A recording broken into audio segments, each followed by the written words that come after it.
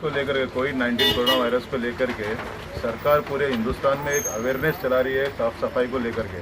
साफ़ सफाई के ऊपर अवेयरनेस का एक एडवर्टाइजमेंट भी हो रहा है और इतना खर्चा भी कर रही है।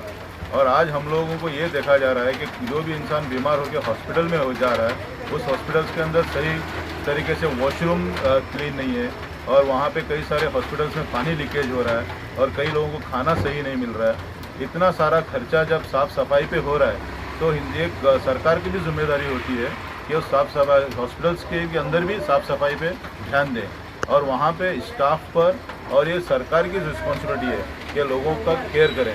अगर लोग यहाँ से बीमार होकर हॉस्पिटल जा रहे हैं, हॉस्पिटल जाने के बाद ये सरकार की रिस्पॉन्सिबिलिटी है कि उनका खाना पीना, उनकी सफाई का हर एक पर ध्यान देने का। अगर उनसे वहाँ पे अगर कोई प्रॉब्लम है तो वो होम क्वारंटाइन के लिए भी लोगों को ये कर सकते हैं कि अलाउ कर सकते हैं कि वो लोग होम क्वारंटाइन हो जाएं।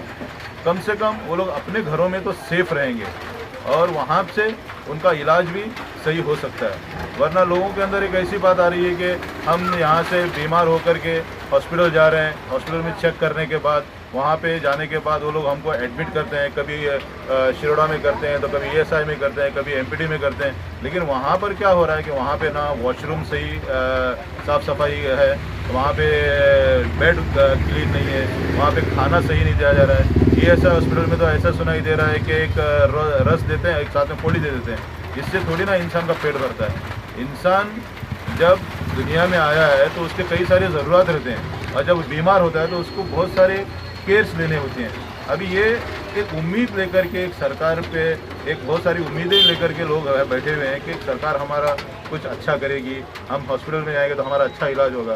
लेकिन वहाँ पे जाने के बाद अगर ये सब चीज़ें हो रही हैं तो इस पर सरकार ध्यान देनी चाहिए।